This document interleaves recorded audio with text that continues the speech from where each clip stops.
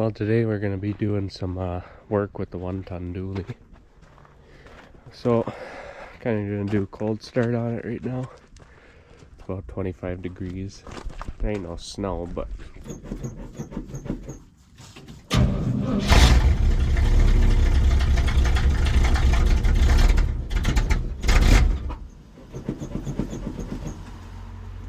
what is going on?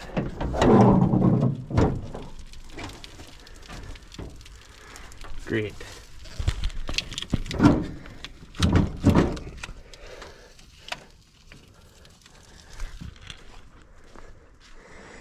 What in the hell?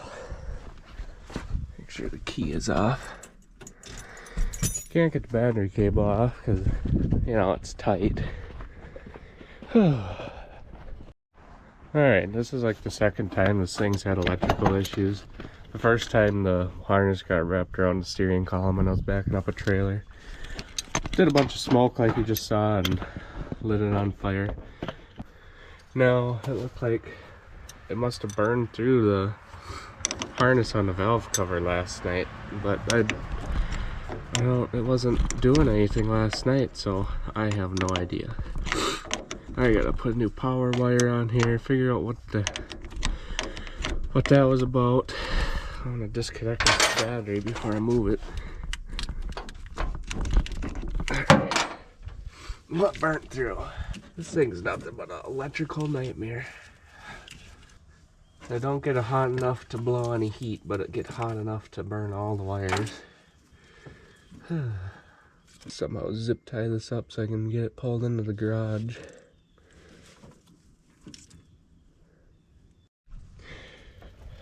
Well, this is what it's like using a square body as a daily driver nowadays.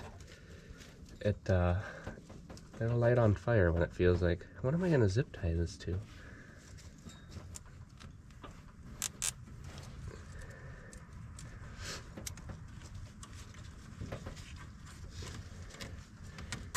Alright. I don't think it's touching anything anymore. Maybe down here. God.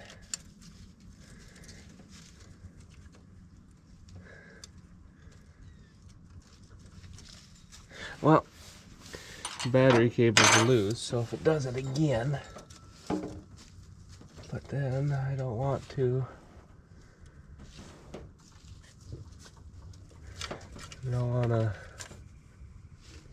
mess the wires up down farther either.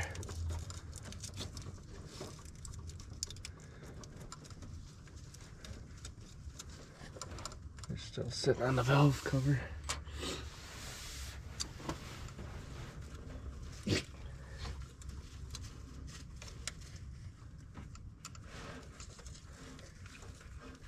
I don't think it grounded to the valve cover. I think they just all melted together from the heat of the valve cover.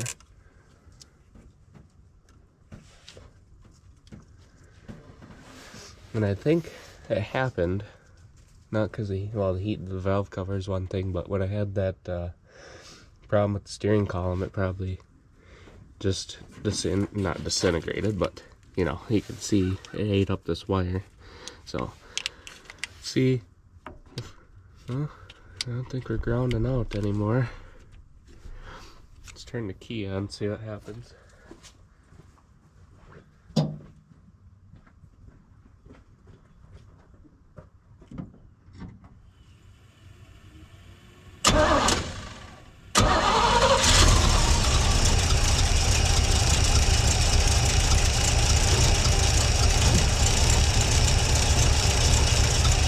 Can't tell if this is smoking or the wood stove. I think it's the wood stove, but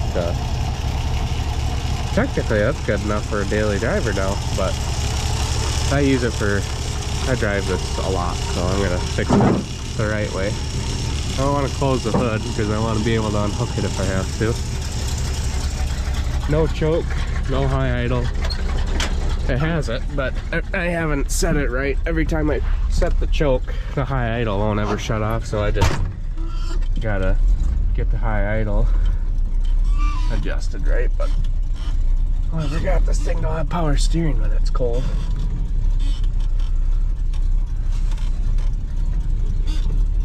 Alright, I need 2 hands to steer this thing with no power steering. The pump must be weak, because once it's warmed up, it's fine. Alright, let's try this again. I fixed all the wires that were burnt. There's wires burnt down to the starter. There's like 8 wires going down to the starter. I don't know if that's how it's supposed to be, but I took them out because they're so close to the header. And then I ran them through the made-of-well harness up here, over and up to the battery, and one to the alternator. Everything works like it should. I think it's gonna work. That's just gonna sit up in there. So now there's only the 1 wire down to the well, the 2, the big main power one, and then the little one to engage the starter. But it just got, it don't look like it's rubbing on anything, just that 1 little wire on the starter, because again, it's super close to the header. It's still a nightmare. One day when I'm not driving this, I want to either put a new harness in it or go through the harness. I'd rather just put a whole new harness in here. They're easy. They're just the plug right there, and then you got your headlight harness, and then all your other stuff. It's simple under here. And then where all that grease is coming out, this is why this thing drives terrible. This is the upper control arm on the driver's side. Them 2 bolts that hold the upper control arm on, they were loose when I got it, so I tightened them up as best as I could. The back one is like, it's like a wheel lug nut stud where it's got the things to hold the stud in place. Well, that's stripped out, so you gotta hold the end of it with a vice grip, and that ruins the threads, and tighten it. But it's tight. But this bushing that this rod goes through, it's shot. You can move this upper control arm about 1/4 inch. She's got a lot of play in it, but yeah, it's good enough. I think this side's fine. It's just the other side. But yeah, I think it's good to go. I'm gonna kind of keep this post loose in case I gotta come under here and shut her down again. You never know. So if it randomly dies, that's why. I think it's good to go. We're gonna try this again. I brought it in the garage. It's not that cold out, 25 degrees or so, but why work outside when there's a warm garage here? So I'll put everything back together, put tools away, bring it outside, and I'll get her running again.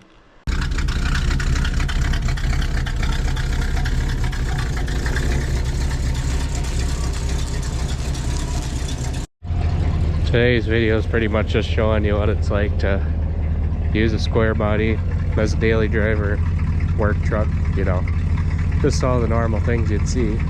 I put a topper on this one. I kind of, just because I got to move a bunch of stuff, but kind of liking the look of it. It's a little skinny for this truck, but it fits. Other than this truck driving terrible because of that control arm, these things really ain't that bad to drive, especially the 2-wheel drive ones. The 2-wheel drive ones, like this one here, that one drives really nice, but that one needs another tranny. It's probably on the 4th transmission now. I can't find a good one, so it's just sitting back there. But yeah, this thing rides surprisingly decent for a 1-ton, other than the front control arm. You gotta have some weight in the back of these so it rides nice. Otherwise they're kind of bouncy in the back, but you know, that's a 1-ton, not a Cadillac. I put some, you can't really see them, but I put some Cherry Bomb turbo mufflers on here.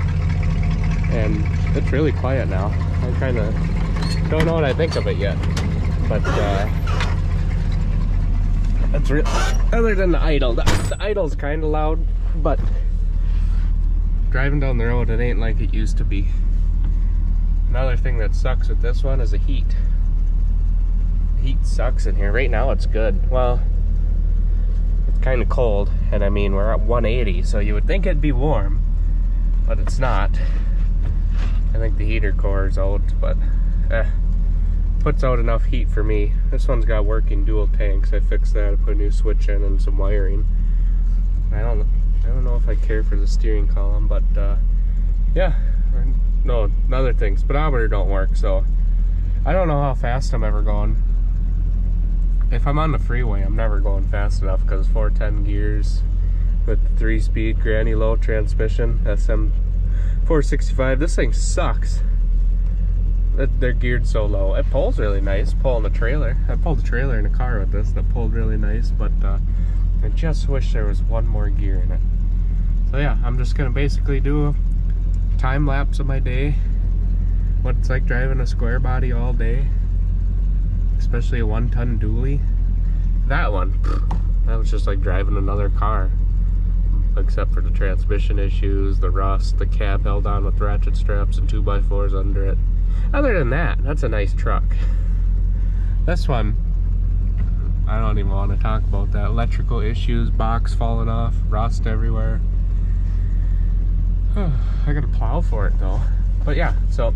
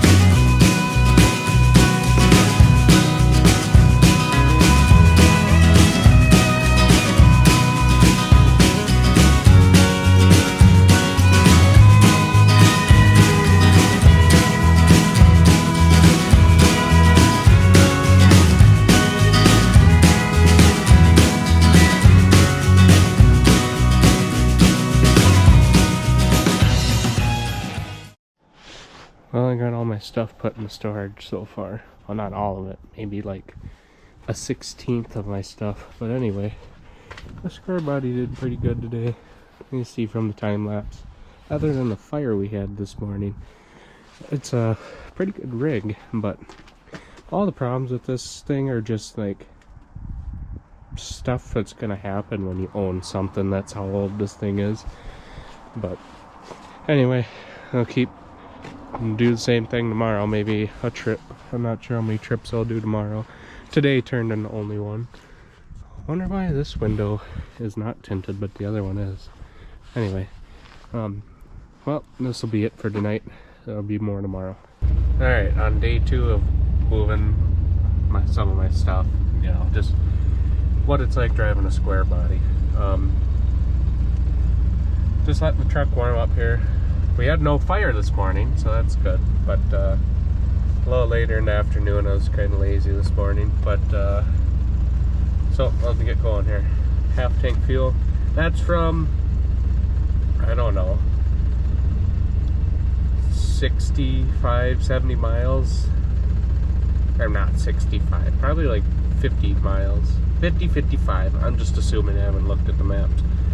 But it's quite a way, it's just one way and then back. But I'm taking the back way, not really back way, just the, not the freeway, doing 55, 60 versus 65, 70, 75, speed limit 70 on the freeway. But anyway, just save a little gas, taking the back way. I'm not in a huge rush. I think this time if I can get my receiver hitch out, I'm gonna haul my snowmobile, not my new one, but my old one, haul my snowmobile down.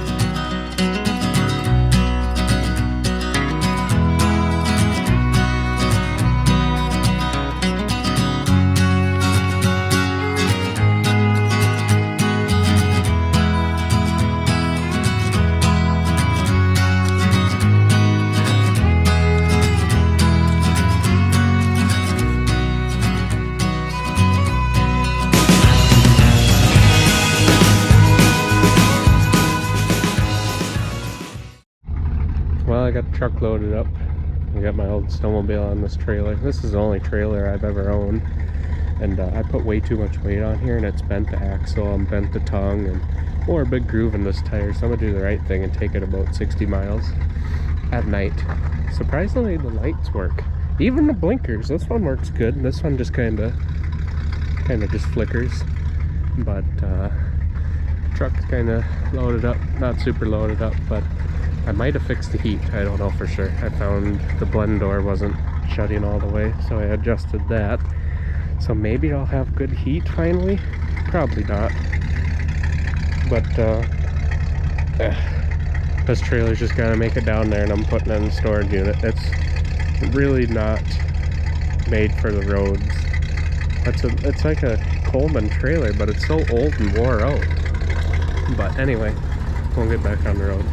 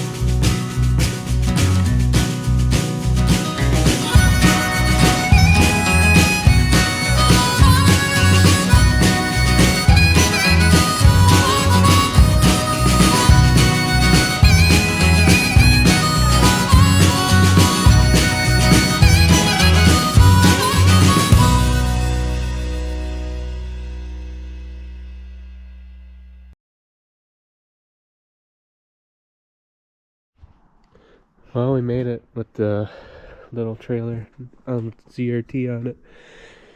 These tires, they held in there. This one's good, but take a look at this other one. Yeah, look at that. That big groove is because I've had a huge water tank on this little trailer, and it was squatting so much, I took like these big ratchet straps to the leaf springs to hold it up. She held in there, but she kind of bent the tongue a little bit. It's hard to tell, but... And then it bent the axle a little. But this trailer's hauled some stuff.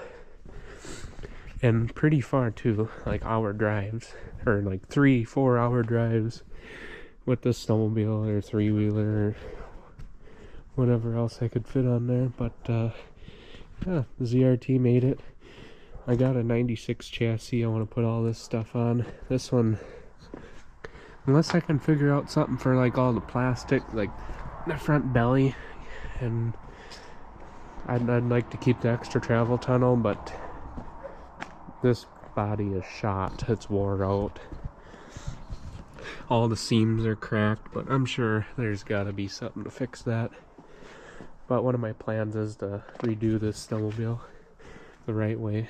So you'll see this on an upcoming video. And with the square body, just you gotta have a deep pocket for the gas on these things.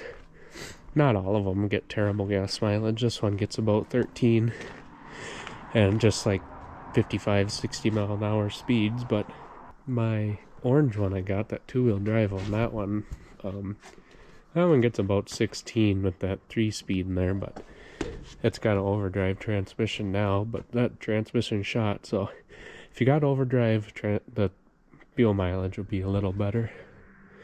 But yeah, just typical square body stuff you'd expect driving these things every day. Like a fire under the hood randomly. It all depends. Like my red one, I've literally done nothing to that thing, and I've driven it a lot. I want to say at least 20,000 miles on that thing within 2 years. I've driven that thing a lot, and all I do is literally change the oil on that truck. That one's got the 4-inch lift 33s on it, big block SM 465 transmission, the same as this. That one, the red one's a nice truck, but this one needs a little more work. It'll get there, but I don't know if anybody will like this, but thanks for watching.